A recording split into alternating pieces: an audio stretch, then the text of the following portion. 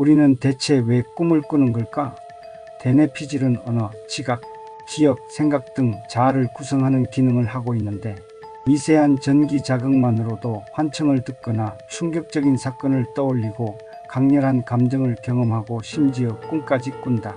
과거에는 꿈이 렘 수면 단계에서만 나타난다고 판단했지만 근래 와서 모든 수면 단계에서 꾼다는 사실이 확인되었다.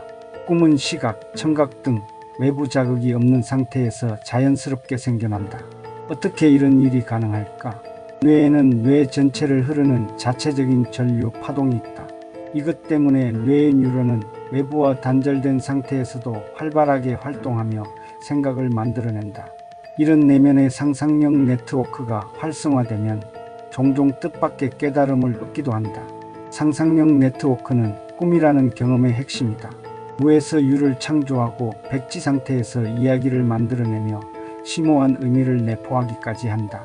그 이야기는 우리의 기억과 현실 사이의 괴리를 메우기 위한 것이다. 우리는 스스로 꿈을 만들지만 꿈을 조종할 수 있는 경우는 거의 없다. 신기한 것은 꿈속의 나는 완전히 형상화되어 다른 인물들과는 별개로 존재한다. 또한 현실의 나와 똑같지도 않다. 현실보다 젊을 수도 있고 심지어 성별이 달라지는 경우도 있다.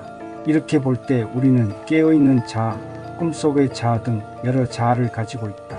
꿈은 일상에서 유도된 사고인 공상과는 다르며 환각제를 복용한 상태에서 느끼는 것과도 다르다. 조금이나마 꿈과 비슷한 상태라면 흔히 딴 생각이라 부르는 마음이 방랑할 때를 들 수 있다. 그러나 이것도 꿈처럼 자유롭지는 못하다.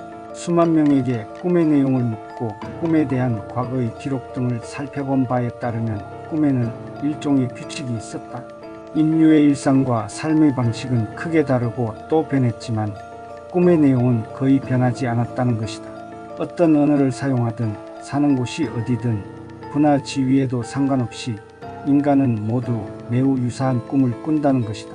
이를 볼 때 꿈의 특징과 내용은 신경생물학적이며 진화적 기능으로 우리 DNA에 내재해 있다고 보아야 한다. 또한 꿈에서는 수행 네트워크가 꺼져 있으므로 수학이나 읽기, 쓰기, 컴퓨터 등도 거의 사용되지 않는다.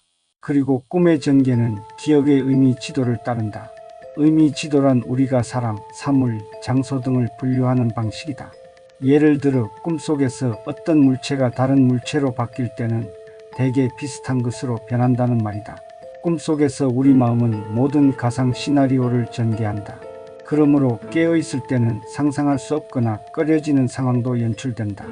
인간관계에 초점을 맞춰 흘러가는 꿈은 새로운 사회적 실험의 기회를 제공한다. 이렇게 반복되는 꿈속의 사고 실험은 감정과 기억, 각성을 깨어있을 때는 불가능한 수준까지 활성화한다. 그리하여 우리의 사회적 지능과 통찰력을 향상시킨다. 꿈은 깨어있는 생활과 어느 정도 연속성을 가지고 있다. 그러나 일상적인 삶과 전혀 다를 때도 많다. 그리고 사람들은 각자 고유한 꿈 패턴을 가지고 있다.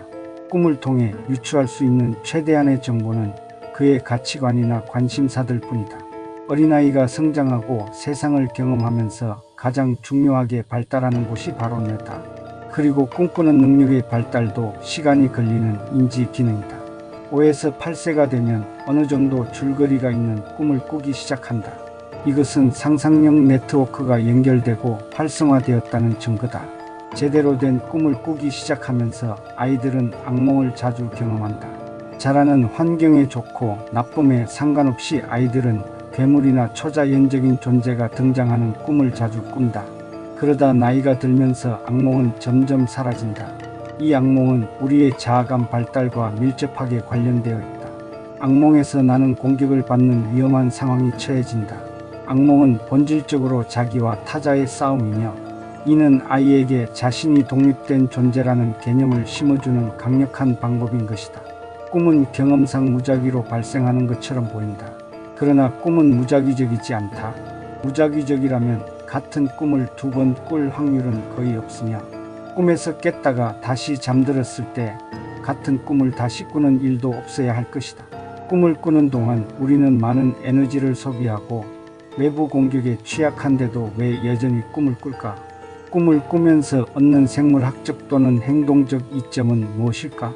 꿈에 관한 한 연구에서 꿈속에 등장하는 시나리오들은 현실에서 일어날 문제 상황에 대한 일종의 체크리스트 역할을 하여 도움을 준다고 한다. 하지만 실제로는 가상의 위협이 모든 꿈에 나타나지는 않는다. 꿈의 줄거리는 다양하며 우리는 꿈속에서 다양한 감정을 경험한다. 그러므로 꿈에는 분명 다른 진화적 이점이 있을 것이다. 꿈은 우리의 불안 감정을 처리하는 치료적 가치를 가지고 있다고 하는 주장도 있다. 많은 사람이 꾸는 지각을 한다거나 알몸으로 공공장소에 나타나는 등의 당혹스러운 꿈은 일상을 살아가는 데 실제로 도움이 될 수 있다. 이런 꿈을 꾼 날 아침에는 정서적으로 민감할 수 있는 경험에 대한 공포감이 줄어드는 것으로 나타났다. 이런 꿈의 치료적 가치를 설명하는 예시는 이혼 부부의 꿈에서도 찾아볼 수 있다. 이러한 꿈이 전 배우자에 대한 부정적인 감정을 해소한다는 것이다. 꿈의 진화적 이점을 설명하는 또 다른 이론은 꿈이 수면 중에 뇌를 조정하고 준비 상태를 유지한다고 한다. 즉, 꿈으로 실행되는 정신적 활동이 신경망을 미세하게 조율해 주어 잠에서 깬 뇌를 빠르게 각성시켜 일상에 몰입할 수 있게 한다는 것이다. 꿈은 종종 초현실적이며 기이하거나 불가능한 상황으로 가득 차 있다. 그것은 기계를 효과적으로 학습시키기 위한 일종의 무작위적인 노이즈와 같은 것이다.